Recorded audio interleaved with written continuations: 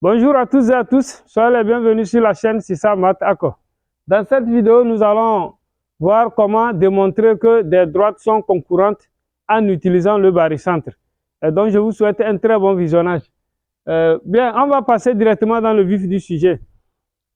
Dans la première question, on nous dit de placer les points I, J et K, tels que BI égale à 3/5 de BC, CJ égale 1/2 de AC et AK égale à 2 fois AB.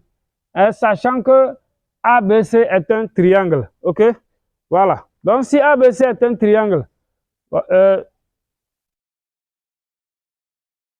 supposons que je place le point A ici, ok? Et le point B, quelque part par ici, le point B.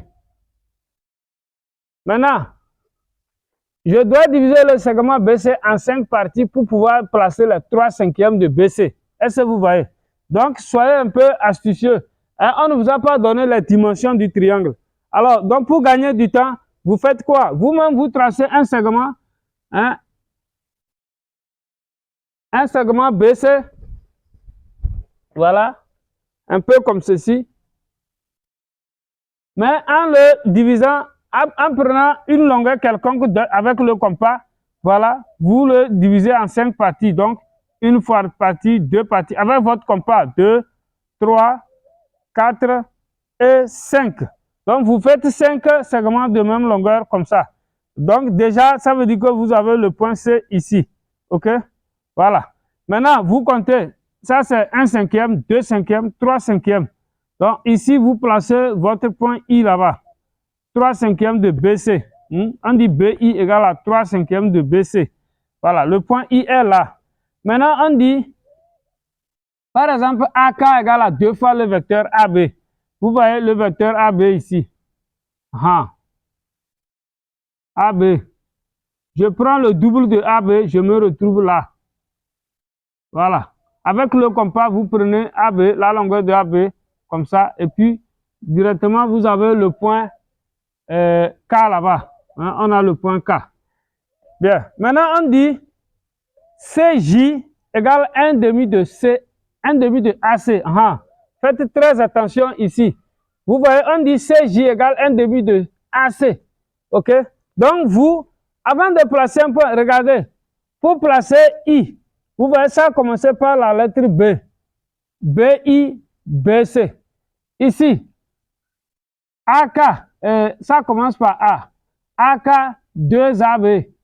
Donc, mais, comme ça, ici, là, il faut faire attention parce que ça commence par CJ, mais ici, maintenant, c'est AC. Donc, vous devez savoir que c'est encore égal à quoi? C'est-à-dire que c'est encore A. On peut dire que le vecteur là, CJ, ok? Le vecteur CJ égale à 1/2 de AC équivaut encore à CJ égale moins 1/2 de CA. C'est très important pour que, sinon vous risquez de vous tromper. Donc voilà, quand ça commence par la même lettre C comme ça, c'est plus facile de placer le point J, ok? Voilà, donc ça veut dire que vous prenez CA, voilà, le vecteur CA va comme ça, et vous cherchez d'abord la moitié du vecteur CA, donc vous prenez le milieu du segment AC, voilà, le milieu, si j'estime que le milieu est quelque part ici, voilà, maintenant on dit CJ égale moins 1/2 de CA, ok? Moins 1/2 de CA. Le vecteur CA, comme ça c'est 1/2 de CA, c'est ce vecteur-là, qui va de C jusqu'ici. Maintenant, l'opposé, ça sera par ici maintenant, vous voyez? Voilà. Donc, vous prenez la longueur là, vous la reportez par là. Un peu par ici, comme ça, voilà. Donc, c'est fini. Voilà, on dit, maintenant, si vous voyez ça, vous voyez CJ, ça fait 1/2 de AC. C'est très bon maintenant. OK. Donc, le point J est ici, quelque part là, ici. Bien. Maintenant, nous avons fini de placer les points. OK? Voilà, les points, on a fini de placer. La deuxième question, on nous dit de démontrer que les droites AI, BJ et CK sont concurrentes. OK?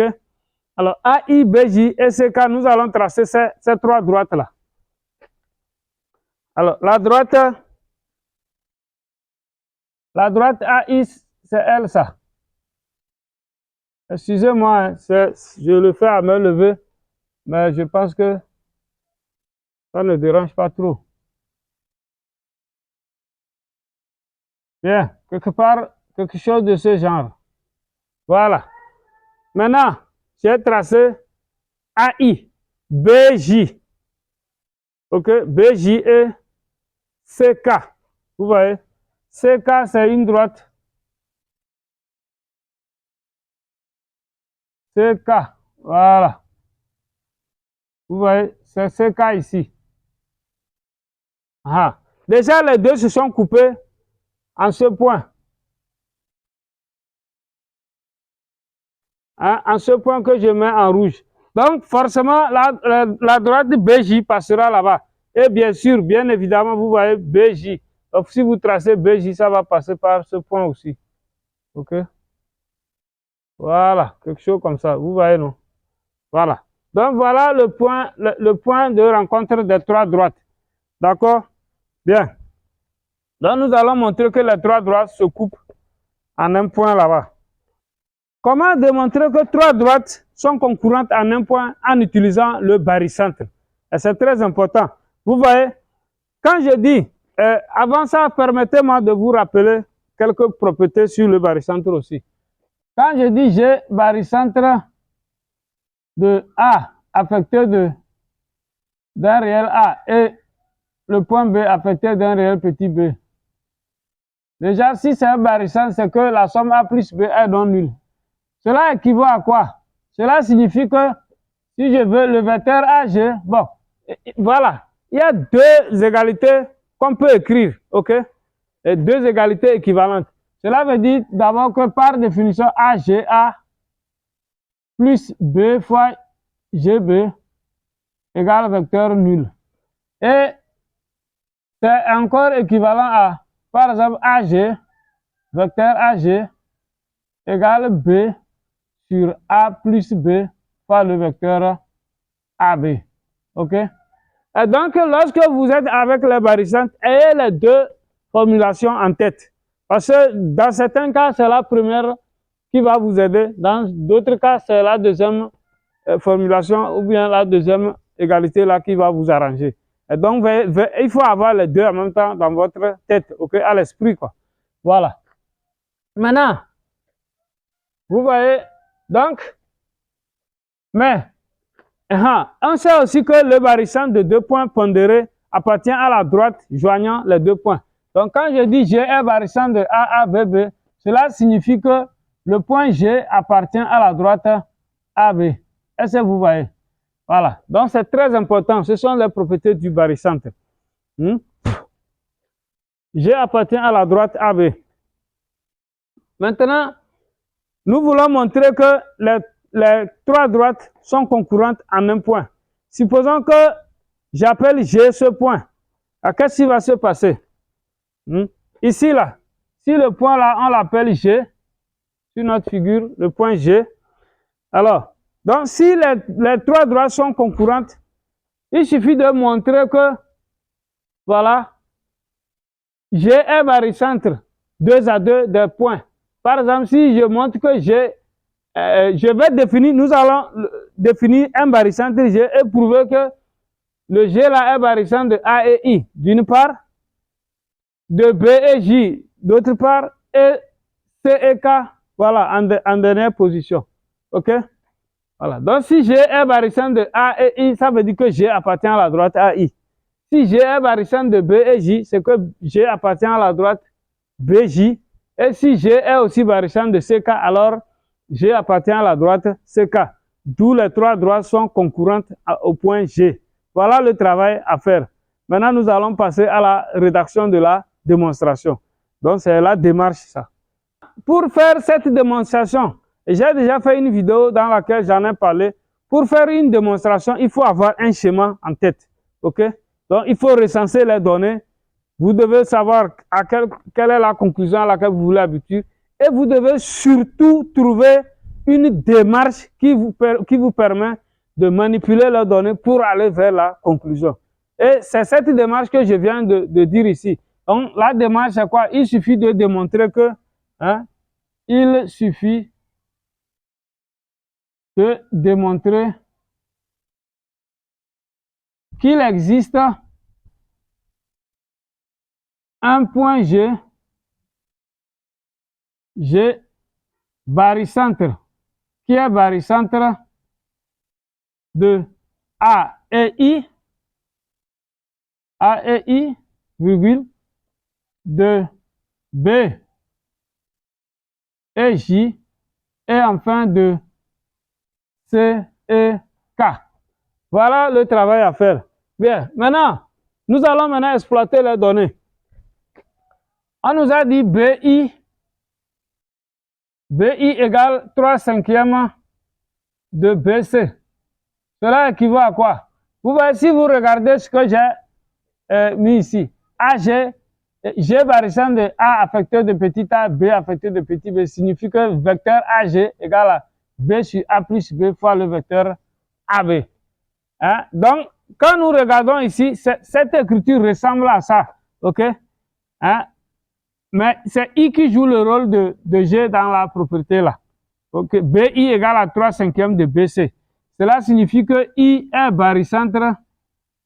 Voilà, I égale barycentre des points B et C. Voilà, affecté de quoi? Vous voyez que ici, le coefficient de B, c'est ça qui est au numérateur. Donc ici aussi 3, voilà, C est affecté de 3. Et maintenant, le coefficient de A est tel que si on fait 3 plus le coefficient de B, ça va donner 5. Donc 3 plus combien donne 5? Vous voyez que B sera affecté de 2. Voilà. C'est pourquoi on aura... Donc quand on fait 2 plus 3, voilà, A plus B. C'est ça. Bien. Donc, bien. Maintenant, on prend CJ. CJ égale 1/2 de AC. Avant d'appliquer ça, c'est ce que je disais. Hein? CJ égale 1/2 de AC signifie encore que CJ égale moins 1/2 de CA. Oui, le vecteur AC, ça fait moins CA. Je tourne parce que il faut que vous voyez ici, ça a commencé par BB. Donc ici aussi, pour que je puisse bien appliquer la propriété là, il faut que ça commence par C et C. D'accord? C'est très important. Donc ça là signifie que J est barycentre, voilà, de A et C, affecté comment? Le coefficient de A, c'est ça qui est au numérateur, qui fait moins 1. Maintenant, moins 1 plus combien donne 2? C'est moins 1 plus 3. Donc, le coefficient de C, ça fait 3. Est-ce que vous voyez? Voilà. Maintenant, le AK. AK égale 2 fois le vecteur AB, signifie que K est le barycentre du système. Voilà. A et B affectés comment? Voilà. 2, vous voyez ici, suivez très bien. 2, c'est encore 2 sur 1. 2 égale encore à 2 sur 1. Est-ce que vous voyez? Donc, le coefficient de B, c'est 2. On a 2 ici. Maintenant, on va voir 2 plus combien donne 1? Ça fait moins 1. Aha, donc ça donne moins 1.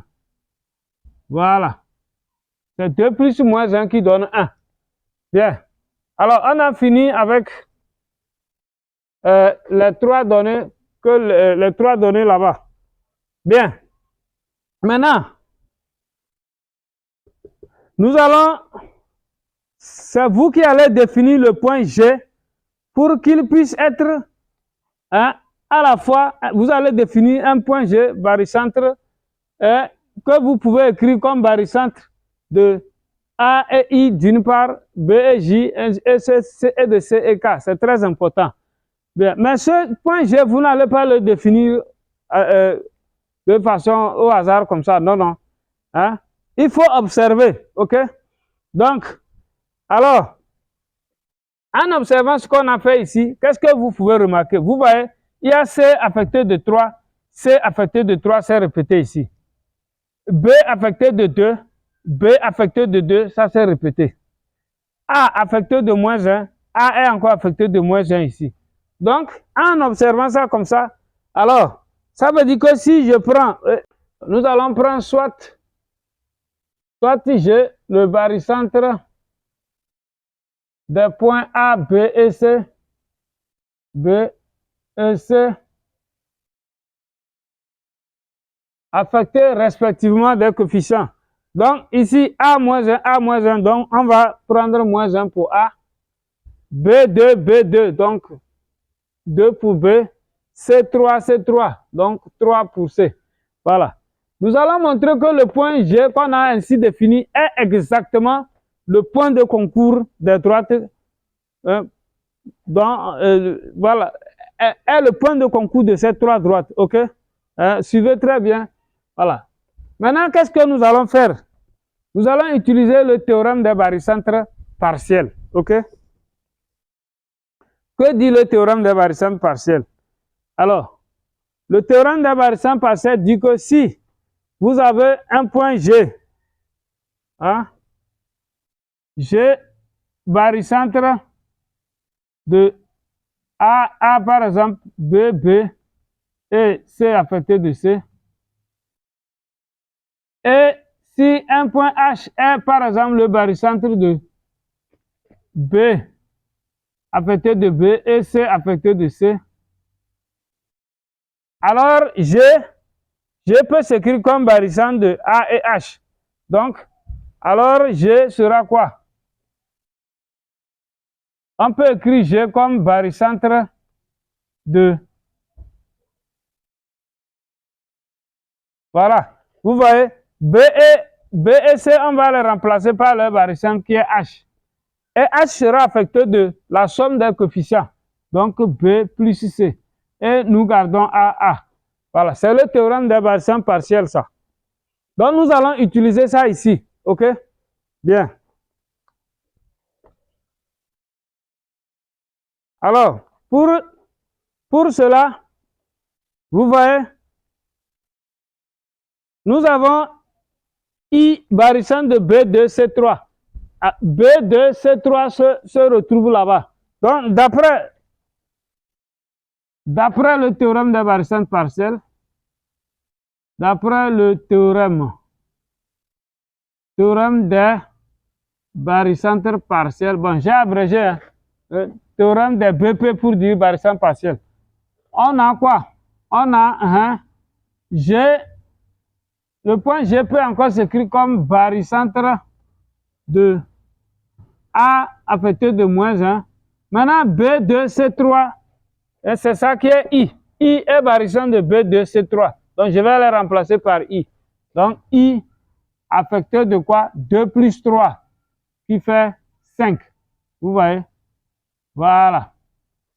Arrivé ici, n'oubliez pas, j'avais dit que si un point G est barycentre de A et B, alors G appartient à la droite AB. Donc, ici, le fait que G est barycentre de A moins 1 et I affecté de 5, ça prouve que G appartient à la droite AI. Donc, ça là signifie que G appartient à la droite AI. Alors, je mets, voilà une première relation. Donc, maintenant, toujours en appliquant le théorème des barycentres partiels, on aura G, le même G est encore le barycentre de... J'avais fixé A, j'ai pris B et C. Maintenant, si je fixe C et je prends A moins 1, B2, c'est quoi? Donc, C affecté de 3. Je vais remplacer A moins 1, B2, c'est K. K est barycentre de A moins 1 et B2. Donc, je vais remplacer les deux par K. OK? K affecté de la somme. Quand on fait moins 1 plus 2, ça fait 1. Donc, affecté de 1. Voilà. Donc, comme G est barycentre de K et C, alors cela signifie que G appartient à la droite KC. Deuxième relation. Maintenant, nous allons fixer B, prendre A et C maintenant. Donc, toujours d'après le théorème de barycentre partiel, j'ai un barycentre de B affecté de 2. Voilà. Maintenant, A-1 et C3, vous voyez, c'est ça, c'est le J ça. J est barycentre de A-1 et C3. Donc, ici, G sera barycentre B2 et J affecté de 3 plus moins 1, ça fait 2. Donc, affecté de 2. D'ailleurs, ici, j'ai le milieu du segment BJ ça. Donc, ça signifie que G appartient aussi à la droite BJ. Troisième relation. Alors, c'est fini. S'il vous plaît, likez la vidéo. Voilà, vraiment, laissez-moi un pouce bleu. Et si vous n'êtes pas encore abonné, n'oubliez pas de vous abonner, ok? Bien. En observant 1, 2, 3, les 3 relations qu'on a établies prouvent que, vous voyez, G est sur la droite AI, le même G est sur la droite KC, et il est sur la droite BJ. D'où les 3 droites AI, B, J et CK sont concurrentes. La démonstration est terminée. Vous allez conclure d'où AI, voilà, BJ et CK sont concurrentes. Voilà. Hein, au point G, bien sûr. Les 3 droites sont concurrentes en G. Alors, merci pour votre attention et à bientôt pour une nouvelle vidéo.